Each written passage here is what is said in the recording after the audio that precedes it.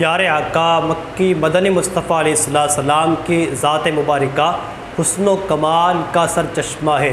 اس کائنات کے حسن کا ذرہ ذرہ دہلیز مصطفیٰ کا ادنا بھکاری ہے۔ رب تعالیٰ نے اپنے سہونے محبوب علیہ السلام کے چہرہ مبارکہ کو سراجم منیرہ یعنی چمکتا ہوا چہرہ کہہ کر یاد فرمایا ہے۔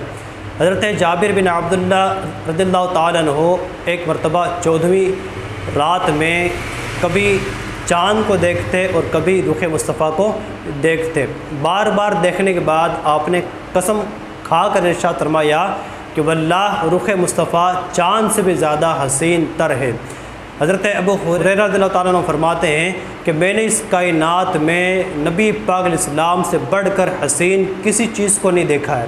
اور بعض صحابہ کرام نے تو یہاں تک فرمایا ہے کہ جب مصطفیٰ کریم علیہ السلام خوش ہوتے تو آپ کے چہرہ مبارک میں دیواروں کا عکس نظر آتا تھا۔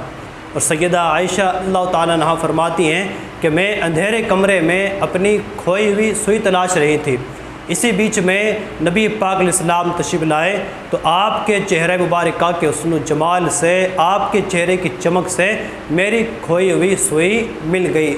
کیسا حسین آقا علیہ السلام اللہ تعالیٰ نے بنایا ہے۔ اس لیے شاعر نے کہا کہ سوزنیں گم شدہ ملتی ہے تبسم سے تیرے، شام کو صبح بناتا ہے اجالا تیرا۔